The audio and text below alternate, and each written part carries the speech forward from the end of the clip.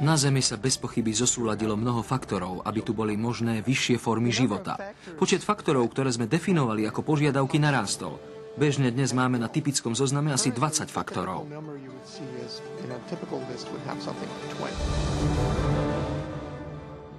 Vieme, že potrebujeme byť na správnom mieste v galaxii, byť vo vnútri obývateľnej zóny hviezdy, byť v planetárnej sústave, ktorá má obrie vonkajšie planéty, ktoré chránia vnútorné planéty od pričastých zrážok s objektmi.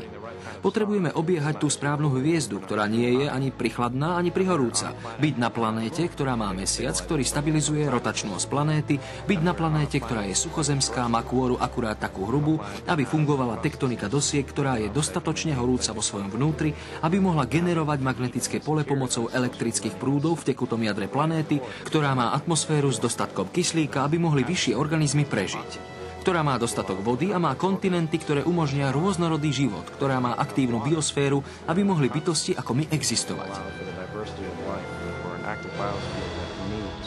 Ak chceme nájsť planétu obývateľnú rovnako ako Zem, čo je nevyhnutné pre vyššie formy života a civilizáciu s technológiou, potom musia byť všetky tieto faktory splnené naraz na jednom mieste v galaxii.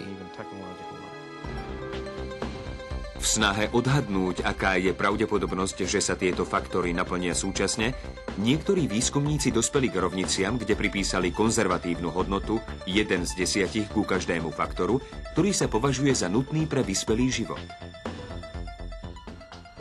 Ak je treba mať na porúdzi každý element súčasne, potom musíte pravdepodobnosti vynásobiť. A tak na konci dostanete veľmi malú pravdepodobnosť. Máme 10% toho, 10% tamtoho, čo sa rýchlo násobí do stále menších čísel. Čísel ako 10 na mínus 15, čo je 1 lomeno milión miliárd.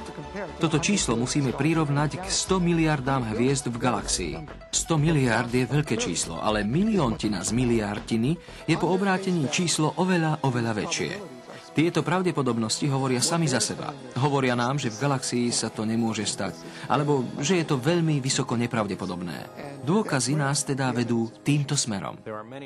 V galaxii existujú mnohé pravdepodobnostné zdroje, ale na druhej strane mince sa nachádzajú všetky tieto faktory, ktoré nutne musia byť vyladené, aby sme dostali planétu obývateľnú ako Zem. A to ma vedie k záverom, že skutočne sme v galaxii ojedinelí.